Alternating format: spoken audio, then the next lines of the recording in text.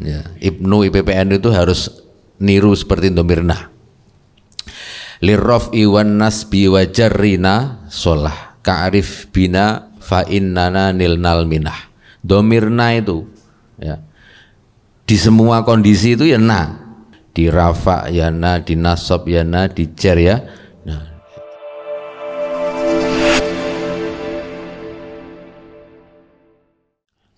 rekan-rekan kita yang kami banggakan selalu senang ya mengingat masa lalu itu. Jadi kalau majelis alumni atau dewan pembina memberikan sambutan itu ya selalu nostalgia, membicarakan masa lalu. Membicarakan masa lalu itu sebuah kebahagiaan. Karena apa? Karena mengingat masa muda. Seolah-olah ketika saya bicara, ketika membicarakan masa lalu itu ya kembali menjadi masa muda, menjadi muda lagi gitu. Dan masa-masa itu adalah masa-masa yang saya bersama dengan banyak banget ya dari senior-senior itu mendapatkan gemblengan dari Ibnu sejak dari lulus SMP bahkan pada waktu itu. Kalau di tempat saya di Aliyah atau di SMA sudah ada Ibnu pada saat itu. Memang tidak sempat ke pimpinan pusat, tetapi dari kongres ke kongres itu selalu hobi untuk hadir gitu ya. Apakah hanya sekedar hadir atau jadi tim sukses atau ya mencari pasangan hidup di sana kan gitu ya. Itu juga banyak sekali itu. Kalau mungkin dibukukan itu ada mencari jodoh atau mendapatkan jodoh di kongres gitu banyak juga. Itu salah satu yang tradisi juga yang harus kita rawat ya, peradaban yang harus dirawat itu kan ini. Ini Mas Agil ini juga jangan terlalu melangit nih. Yang membumi yang sudah kelihatan ini yang sudah berjalan ya. Iya, salah satu peradaban Ibnu itu kan ya bersatunya Ibnu IPPNU kan gitu loh. Ya kan, Kiai Tolha sama Bu Umroh yang melahirkan Mas Fajrul sama Mas Romi itu kan ya. Itu kan satu peradaban yang harus dijaga. Saya nggak tahu Mas Agil perlu membuat peradaban baru atau sudah ya? Oh ya, barangkali nanti mau membuat peradaban baru ya. Peradaban yang lain, nggak apa-apa kan gitu ya. Kalau berani ya. Jadi dari sisi itu aja banyak sekali memang yang harus menjadi perhatian. Nanti tentu berbagai rangkaian harlah ke-69 ini akan mengeksplor ya, flashback juga beberapa catatan ya cemerlang dari Ibnu ya, peradaban yang memang harus menjadi perhatian bagi Ibnu untuk bagaimana menatap masa depan yang luar biasa penuh dengan tantangan ya. Setidaknya masa depan ya, digital ya, tantangan digital yang ada di hadapan kita sekarang ini. Bagaimana berkompetisi secara global ya.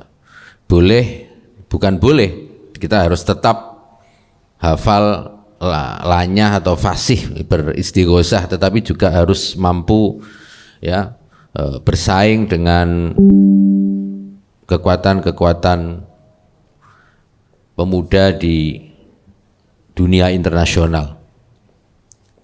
Ya. Menurut saya tantangan merawat peradaban itu ya setidaknya ada 3 hal. Yang pertama adalah bagaimana merawat ya iman kita. Tentu ini bagian hal yang mendasar ya. Ada yang mengatakan bahwa etos kerja semangat untuk bekerja keras itu juga ditentukan oleh sejauh mana ya kemampuan memahami dan mengimplementasikan keimanan itu ya. Salah satunya adalah kalau dalam ajaran Ahlussunnah wal Jamaah ya, ada hal-hal yang setelah kita kerja keras itu ya kita pasrah tawakal ya. Tetapi kalau hanya tawakal, hanya pasrah saja tanpa kerja keras, itu juga tidak mencerminkan ya tauhid ala Ahlussunnah wal Jamaah. Di situ saya kira merawat peradaban dari sisi keimanan kita menjadi sangat penting. Jangan sampai merawat keimanan ini menjadi sesuatu yang tidak diutamakan. Kira-kira yang pertama itu ya merawat keimanan kita. Yang kedua adalah merawat ya semangat tolabul ilmi. Jadi peradaban keilmuan kira-kira ya. Karena apa? Karena hayatul fata wallahi bil ilmi wat tuqo. Bil ilmi, pertama ilmu. Tanpa ilmu ya, maka eksistensi pemuda itu ya seperti banyak disampaikan dalam ya makalah atau syair. Ya seperti mayit, karena hakikatnya orang yang nggak berilmu itu adalah ya kematian itu sendiri, bahkan sebelum dia benar-benar mati ya. Masih pakai jas, masih pakai sarung, tapi kalau nggak pernah pegang kitab, nggak pernah ngaji ya hakikatnya dia juga mati. Oleh karena itulah Imam Syafi'i juga menyampaikan pentingnya kita memahami bahwa sesuatu setelah amalan-amalan fardu ya, yang wajib, yang penting bagi kita adalah mencari ilmu. Begitu luar biasanya. Maka merawat ya komitmen kita dalam keilmuan ini adalah prioritas kedua yang saya kira juga harus menjadi perhatian kita semua, keluarga besar Ibnu IPPNU. Pelajar ataupun juga putra ya, Ibnu harus mampu adaptif ya dalam berbagai situasi. Tidak kagetan, contohnya tadi Ibnu disuruh istighosah langsung bisa ya. Kayaknya ini jadi langganan, nanti perlu diundang di ini majelis taklim lumayan kan, jadi biar nggak mohon aran terus tadi. Ini, ya luar biasa ya. Apa tadi kok lupa saya ya.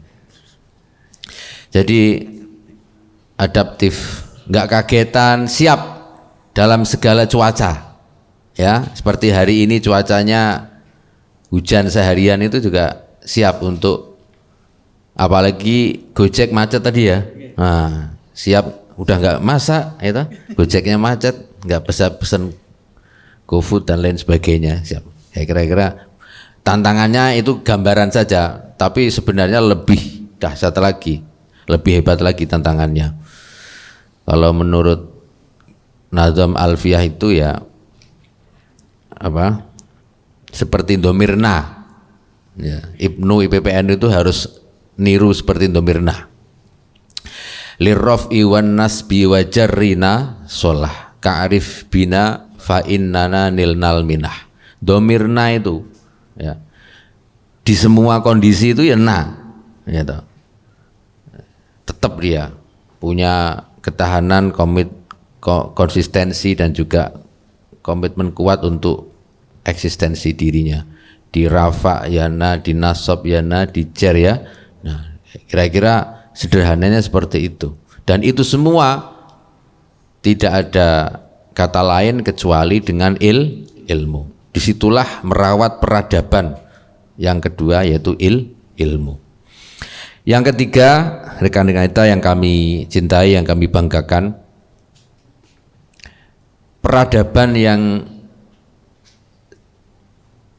perlu juga menjadi pemahaman kita adalah merawat organisasi ini, merawat komitmen kita berorganisasi.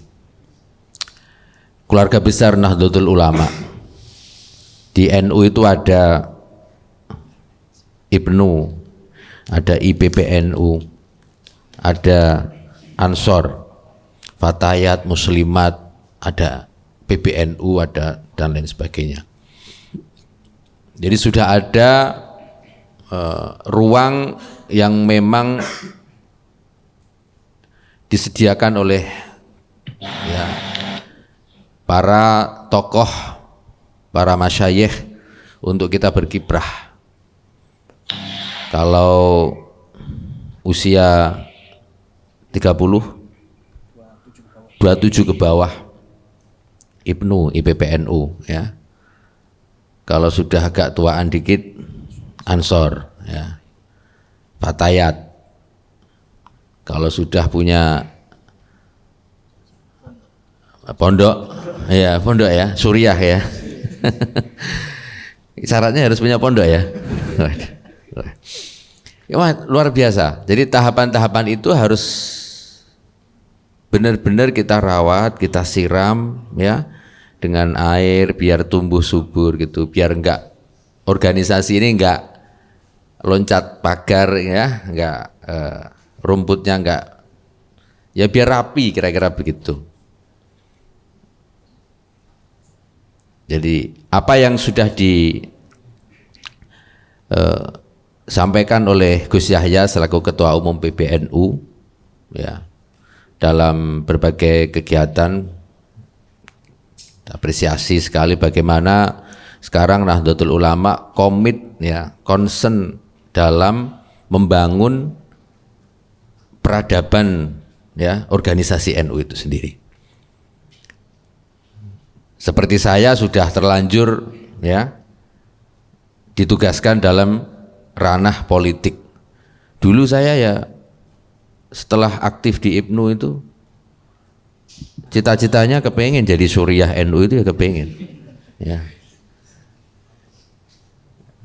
Tahap pertama sempat jadi ketua Ma'arif NU di cabang Lasem ya, ngajar di Ma'arif NU. Saya ini mulai TK ya NU ya, SMP ya NU ya, aliyah ya NU. Ya, kalau aliyah ya di pondok, tapi kan pondoknya itu kan NU gitu, walaupun nggak ada pelajaran aswaja. Tapi kalau di SMP sudah ada pelajaran aswaja.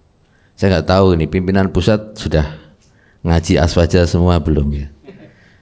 Ya. Mungkin salah satu merawat peradaban yang dalam konteks keilmuan dan juga membangun organisasi itu adalah ngaji ya, kitabnya Mbah Hasyim Asy'ari ya, puasanan ya. Nah, saya kira wajib itu yang istighosah ya, mungkin bisa disiapkan yang lain biar gak bosan. Jadi enak, insya Allah IPNU ini tinggal ya berselancar yang di jalan yang sudah disiapkan oleh Gus Yahya selama 1 tahun ini. Nah, kami yang ada di jalur politik mensupport ya mencoba meneruskan apa yang menjadi tentu catatan-catatan kritis ya, aspirasi yang nantinya ketika menjadi tugas kami di DPR ya, bersama-sama dengan eksekutif itu menjadi domain teman-teman politisi. Tapi di luar itu ya, mulai dari IPNU, PBNU, Fatayat, Muslimat, ya, Ansor, harus dalam koridor ya keorganisasian yang di sanalah harus kita rawat bersama. Disitulah saya kira merawat peradaban dalam konteks membangun keorganisasian kita bisa lebih dahsyat lagi. Ingat bahwa kita ini organisasi terbesar di dunia, ya kan? Coba KTA-nya berapa NU sekarang itu? Itu kalau didaftarkan semua, ya dahsyat itu kan. Nah, bagaimana kekuatan ya secara jumlah ini bisa menjadi ya kekuatan ekonomi, kekuatan kultur, kekuatan ya di dunia internasional. Kekuatan ekonomi misalnya kalau kita jalan-jalan nggak usah jauh-jauh ke Asia saja ya, atau di dunia lain, kita juga ingin ada teman-teman NU atau jejaring dari kita yang bisa masuk di ranah ekonomi ya. Kalau kita lihat misalnya di Eropa itu banyak yang jejaring dari dari Timur Tengah atau Thailand, China yang mampu menembus ya ekonomi di Eropa. Sebenarnya kita sangat mampu untuk itu. Tinggal bagaimana ya tantangan ke depan itu bisa kita sambut bersama. Dimulai dari kita. Apakah itu mungkin? Amat sangat mungkin. Dari 100 yang hadir di sini dan juga ribuan yang hadir melalui virtual akan menjadi kader ya, pendobrak ya, dan juga pelopor bagi kemajuan peradaban Nahdlatul Ulama melalui IPNU, IPBNU. Amin Allahumma amin.